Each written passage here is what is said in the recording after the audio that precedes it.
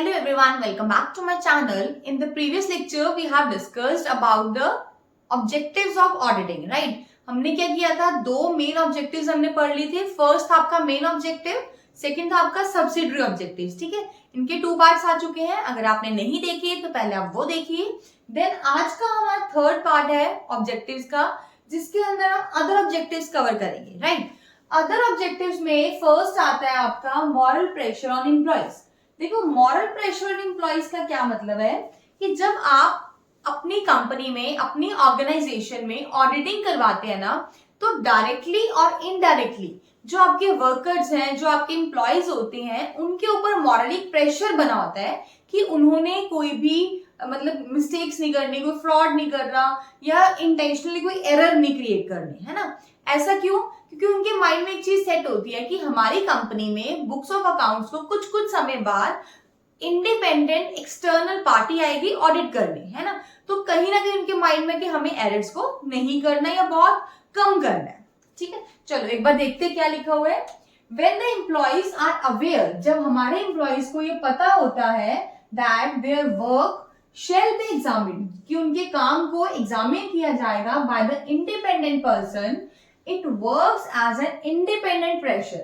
तो डायरेक्टली ना होगी, इनडायरेक्ट प्रेशर होता है उनके ऊपर, and they work with much greater regularity, efficiency and caution.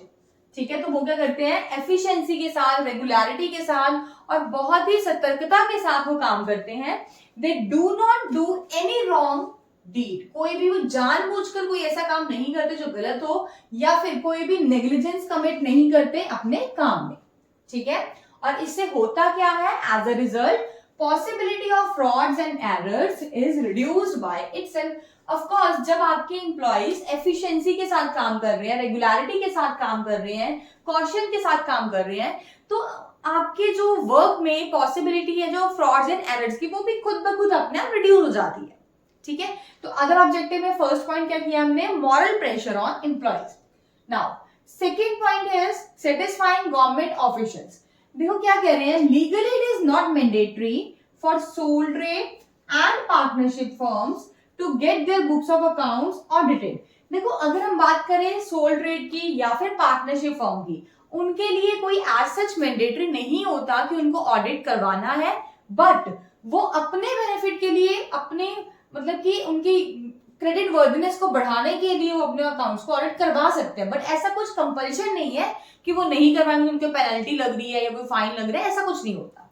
ठीक है, even then these organizations get their accounts audited with the aim. अब वो फिर भी ऑडिट करवा लेते हैं. एम क्या होता है, to prevent arbitrary assessment of tax by tax authorities.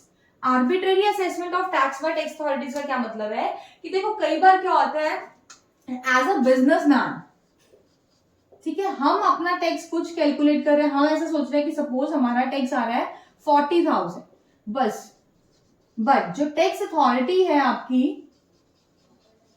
ठीक है, उन्होंने जब आपके प्रॉफिट्स को चेक किया, उनके अकॉर्डिंग आपका टैक्स बनता है 50,000. तो इस केस में आप थोड़ा बहुत देखो कॉन्फ्लिक्ट हो सकती है ना. हम कह रहे हैं जी हमारे अकॉर्डिंग तो 40,000 बन रहा है, बट टैक्स अथॉरिटी कह रही है हमारे अकॉर्डिंग 50,000 बन रहा है. तो इस केस से बचने के लिए बिजनेसेस क्या करते हैं, जो सोल ट्रेड है या फिर पार्टनरशिप फर्म है, वो अपने बुक्स ऑफ अकाउंट्स को क्या कर लेगी, ऑडिट करवा लेती है. ठीक है, ताकि ये चीज की मतलब टेंशन हो, प्रिवेंट हो arbitrary assessment of tax. Clear? Now last point इसमें आता है आपका फुलफिलिंग लीगल रिक्वायरमेंट्स. किसी किसी ऑर्गेनाइजेशंस के लिए या किसी किसी इंस्टीट्यूट्स के लिए ऑडिट करवाना मैंडेटरी हो जाता है. लाइक आपका कंपनीज है, कोई भी आपकी कंपनी है, कोई पब्लिक ट्रस्ट है, आपका इंश्योरेंस कंपनीज है, या फिर कोई बैंक्स है, इन सब के लिए ऑडिट करवाना बहुत ही ज्यादा मैंडेटरी है. तो यही कुछ नेसेसरी मतलब एक बोल सकते हैं रिक्वायरमेंट्स है जो कंप्लाई करने के लिए आप ऑडिट करते हैं. ठीक है, चलो, it has been made legally mandatory for certain kinds of organizations to get their books of accounts audited, such as companies, public trust, insurance companies, banks, etc. For such organizations, it is necessary to comply with the requirements of audit as specified in the relevant legal enactments. देखो अब ये relevant legal enactment का क्या मतलब है कि जो भी पर्टिकुलर आपके उसके ऊपर एक्ट लग रहा है, लाइक कंपनी है तो कंपनीज एक्ट 2013 आ रहा है, ठीक है। अब बैंक्स की बात कर रहे हैं, बैंकिंग रेगुलेशन एक्ट 1949 आ रहा है। तो जो भी उनके ऊपर स्पेसिफाइड एक्ट है, इनैक्टमेंट्स हैं, उनकी नीड को फुलफिल करने के लिए, वो रिक्वायरमेंट्स को फुलफिल करने के लिए भी हम कई बार क्या करते हैं, अपने बुक्स ऑफ अकाउंट्स को ऑडिट करवाते हैं। क्लियर? आई थिंक आप सबको क्लियर हो गया होगा। बहुत ही सिंपल सा टॉपिक था। रिमेनिंग 2 पार्ट्स इसके आ चुके हैं, पार्ट 1 एंड पार्ट 2। आज का लेक्चर आपका पार्ट 3 था, जिसमें हमने अदर ऑब्जेक्टिव्स को कवर किया है। इसमें फर्स्ट आपका moral pressure on employees, and second है आपका satisfying government officials, and the third one is fulfilling legal requirements. Right? I hope अच्छे से क्लियर हो गया है, बट स्टिल अगर कोई डाउट है तो आप कमेंट में लिख सकते हैं। Thanks and have a wonderful day.